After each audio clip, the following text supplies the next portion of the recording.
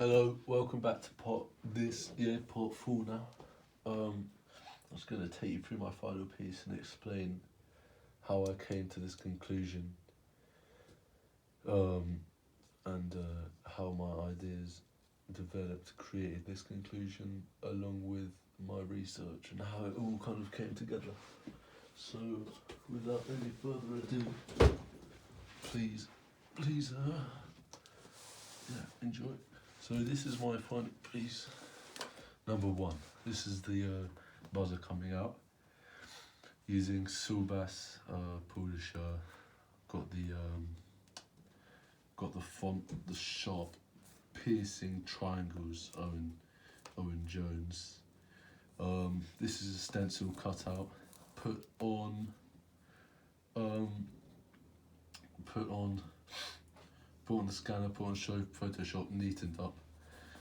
I actually did a few versions with different colours, but I think the best was white and black.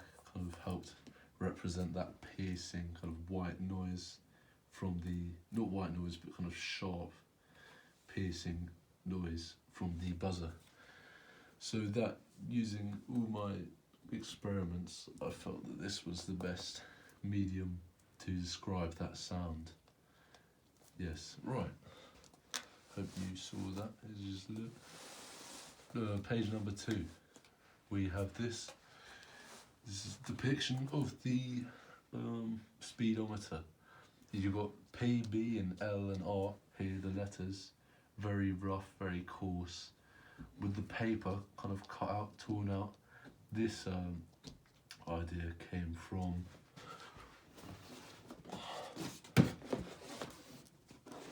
here.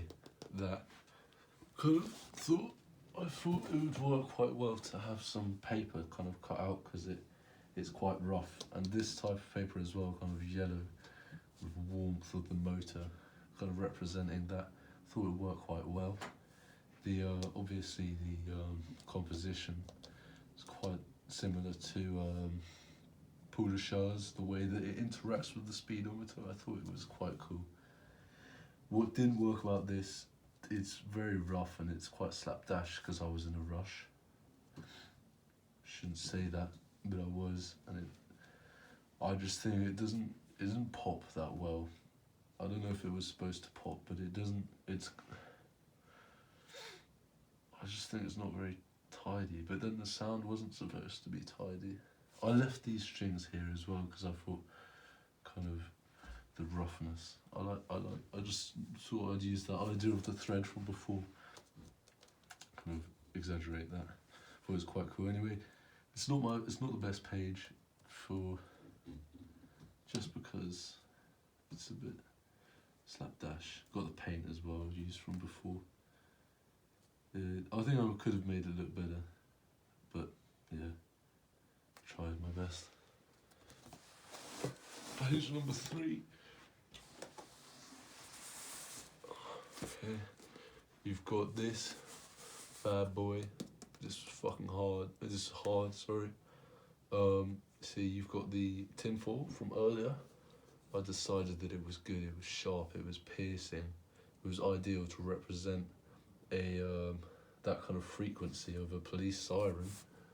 So I was using that. I wanted to use that.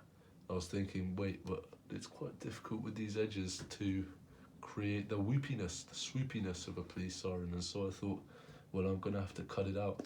Stencil development from earlier, using all my cutouts and my stencils with the sharp knife. Decided, right, I'm gonna do it. It was very delicate and very hard, but I did it and it looks good. And I think it's a really good representation of the noise of the police siren. And this on top of the incomplete background of the police car coming through the kind of dark grey night, with the bleach kind of slashing through the dark night, you know, kind of rain tearing up beneath the tyres. Very dark and rough and coarse. Beneath this whoopy, shiny, piercing siren, I think it works really well together. Really good composition. Very good development from earlier before. I think this is just a high score of this one, definitely. yeah, worked well. I really like it. I'll use it in future things. Right.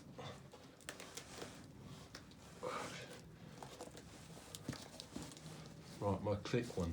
This one, very cool. What experiments did I use to come to this conclusion?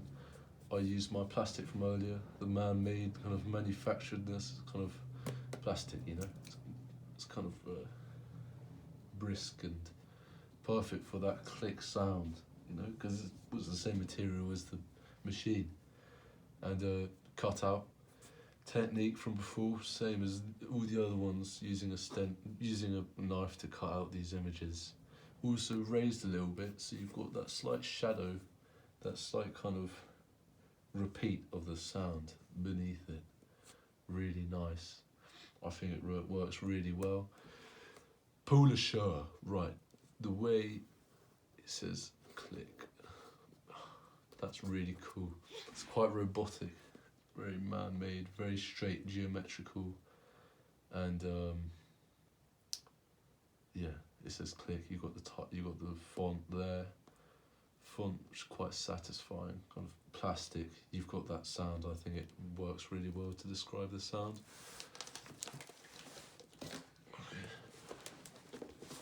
Next, we have the Z, the buzzer. Now, what worked well with this, the metal, which I got from the idea of using metal with my experiments. I think it was a really good idea. It's rusty, it's kind of jagged here, with these jagged edges, it's sharp, probably a bit dangerous. Well, it is dangerous. Don't touch it. This was to kind of represent the buzzer. That's the buzzer in the middle, and it's the sound kind of resonating from it, kind of slashing through the dark night. The kind of harsh, jagged edges of the Z on the metal. I think it would all be really good if it wasn't for the PVA glue ruining everything with it, and the acrylic kind of like the shininess. The sounds, it's not a shiny sound, it's a coarse, rough, metallic sound, but it's not shiny. So I think it ruins it, which is a shame, because if it weren't for that, it would be really good. Also, putting it on paper was a bad idea, because the metal was too heavy. The metal on paper meant that I needed the PVA, and also these things, so that's a bad idea. If I was to do it again, I would screw it into a wooden board maybe, or I mean, best case I'd have something to weld it to, but that's a bit far-fetched. I like the idea of using the metal. It would have worked if it weren't for the PVA. I still think it looks good. Right, one of my favourites now.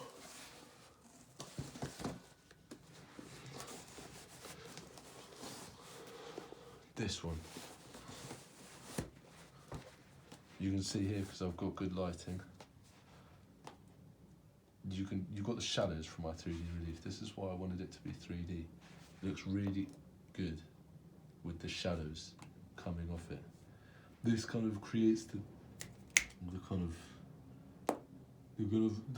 of like weight behind the footstep on the stair. That kind of wooden weight. It gives you that depth behind it. I put it on 3D to kind of bring it to life. It gives you a bit more. You got the shadows. I think the shadows are really helpful. But other than that, it brings it off the page. It brings it to life. Gives you a bit more to look at. It's more interactive, if anything else. I think it's aesthetically pleasing. It looks good. You've got the letters here interacting with stairs. Polo, so cool. It looks a lot like a Saul Bass pizza actually. It's a bit like West Side Story. I promise I didn't steal it. But yeah, it's the guy walking up the stairs with the pizza box. Took a long time. This is actually foam core cutout. Took influence from earlier, took that idea, thought it was very stable, it's a good material to make this with. Then put some paper mache on. That didn't work, so I painted over the top of it with this kind of mute, matte grey. It's a bit shiny though, which I'll try and change if I was to do it again. Other than that, I think the grey works really well to describe this sound. Along the red, I just did the red, change it up a bit. I don't think that's a good or a bad thing. I just think it makes the picture look a bit better, so maybe a good thing. Yeah, this refers to the 3D relief I did at the start, the idea of having a 3D thing, and this also being here is thanks to me changing the style of my concertina, which I'll explain later. Right, next piece, Slam. This is photogram through an acetate made by Kyle. I've already spoken about it. Very good, very heavy. I like the way it overlaps. Sounds like the door latch kind of going back in. It's like dark. It's like the lights off. That kind of night, black and white, heavy Slam. I think that's really good. Really good representation. You got a bit of the translucency showing through different levels of opacity, like Adam Foss and Susan Durge's kind of different levels on the paper, and Atkins as well, even though it's not a cyanotype. You've got that different levels of translucency, which when trying to portray an urban sound, it really helps. When you've got different levels to the sound, or if you've got a different kind of, if you've got a sound following up the main, I don't know, you know what I mean. I'm not, yeah, that. Anyway, I think that's one of the best pieces. I really like it. I think the photogram works really well to express the sound. So that was good. I enjoyed that. We've got the rattle sound on the way back. This is Domino's box. This was actually quite improvised. I haven't done much like this. I got the idea of having something 3D from the 3D relief I'd done earlier. But other than that, this is the plastic, which I thought was a cool material earlier on. This is the same plastic. I'd split it open, I'd cut it up. Here you can see the letters kind of cut out into the box. You might not have realised it at first, but there's an A here, there's an R on top, it's 2 T's, nothing on that side, but it's kind of like it's supposed to have rattly sounds, and kind of like the box is falling apart. It doesn't though. It's a bit springy, and it's actually quite annoying. It's a bit like one of those things which bobs. I like the jagged edges. I think that works. The look of the metal works. The shadow helps a bit. It's not very relevant, but the shadow looks good, but it's not very relevant to the sound. The staples came from before. That's a developed idea. Bit of problem solving here. I couldn't stick it through, so I stuck it on some foam core, which is from before. It's a developed idea. Problem solving. I'd stuck it on. Foam core sticks really well with PVA, so this works because this is quite heavy. But yeah, so we've got kind of staples here holding it together. The staples are good as well with this because it helps portray that kind of rattling sound, the metallic of it. Final, so that's alright. It looks good, but it's not relevant. Finally, we've got the beep, beep, beep. This was done. This is done with my hand, taking a picture like before, whacked it on, looks good. Done a lot of shit with Photoshop. That E is actually the 3 whipped around to make it into an E, and that's my hand pointing at it. And then I've just filled it in and pointing it at it. What does this relate? Where does this come from? This has come from the usual poster thing I made earlier. It's also taken influence from what was it? Taken influence. I don't know. It's cool though. It's just like me trying to explore playing around with photos and digital. That's what I was kind of interested in with this project. and the font obviously of the E, it's kind of sharp and like the sound. It's kind of sharp and sweet, comes off in a like that. So that's what it is. I hope you enjoyed that.